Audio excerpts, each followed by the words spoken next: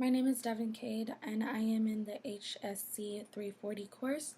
My client's name is Angela Tran. Hey, my name is Angela Tran, and I am 26. I work for social services as a social worker. I have a husband of 6 years and an adorable 4-year-old son. In general, I would like to say that I'm happy and I'm pretty content with my life right now. While I was taking the health risk assessment, I had to answer a few questions about my smoking habits. This made me feel a tad bit more guilty than I already do.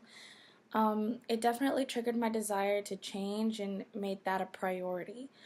I just recently found out that I am pregnant, so it's very imperative that I make a change to this behavior, not only for this baby, but also for my husband and my son. The first step to making this change is acknowledging and identifying the root cause of this habit. I'm very, very close to my family, and I was especially close to my grandmother, but she passed away 3 years ago. It was extremely heartbreaking, and she was my go-to person.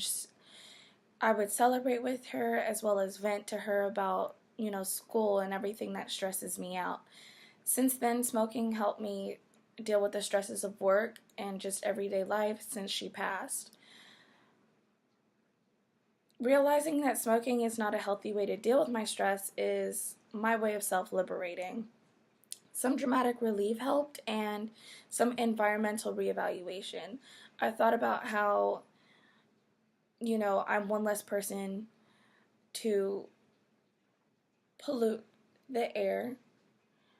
I thought about how better my son's life will be in a non-smoking environment. As I was preparing for change, I was trying to find new counter-conditioning processes so I can ensure the success of quitting this habit. I am now taking action to change this habit, and the best thing that would come from this is that everyone around me will be healthy and happy. The most important thing to me is that this lifestyle change is a permanent change, so I will be replacing this habit with a better habit, which may be either picking up a hobby like baking or maybe even a sport, and even small replacements like drawing or just doing a quick physical activity. Because the smoking habit was picked up due to myself not knowing how to handle all my emotions, I will be going to therapy as well to help me get through the change itself and to learn how to deal with my emotions in a healthier way. Hi Angela, my name is Devin. I love that you have acknowledged, why you started the habit and, really found some things that will help you complete this change. You're very self-aware and motivated, so that's very important, and, that's a strength that you have. Acknowledging your emotions about the change and the habit itself is very, very important so that, you don't have any unchecked emotions that will sort of sabotage this change. I think your son and your husband will be very, very happy and very proud that you decided to change this habit and also how determined you are to make this happen.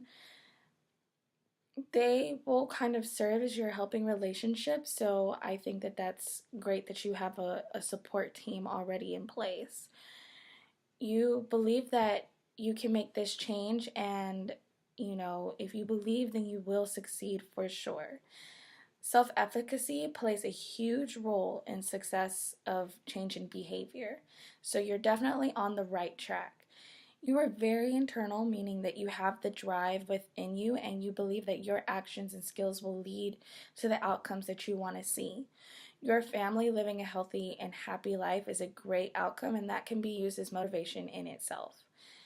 The overall environment will definitely thank you as well, because you will be one less smoker, meaning, less cigarette waste or butts lying around. So already just a cleaner environment, and also, like you said, cleaner air. You alone can make a difference, and I think that you acknowledge that, and I really feel like because you are so motivated, I can see you succeeding. Therefore, I think you can be the one to inspire some others to actually make a change in their habits as well. One thing I do want to say is I think maybe you could try adding some positive and reinforcements. I think that, rewarding yourself on days that are harder than usual will definitely help because, being realistic, you may or may not have those days where, you know, you might just be a little more emotional or you might be a little more stressed. You definitely are a social worker, and that is a difficult field to be in. Reward yourself on days that are harder than usual. Those days that you still manage to succeed in not smoking that day, that you made it through the whole entire day without smoking. Reward yourself. Um, it can be something small like going out to ice cream with your husband or your son, or even just going on a date. Anything. Buy yourself flowers. Anything will help. Whatever will make you feel proud of yourself for making it through the day. I definitely encourage and love the fact that you're going to therapy, because aside from the positive reinforcement, again, acknowledging your emotions and understanding the root cause of the habit will definitely help your health in its entirety. You are doing extremely well. You're in a good spot, and I cannot wait to see your progress.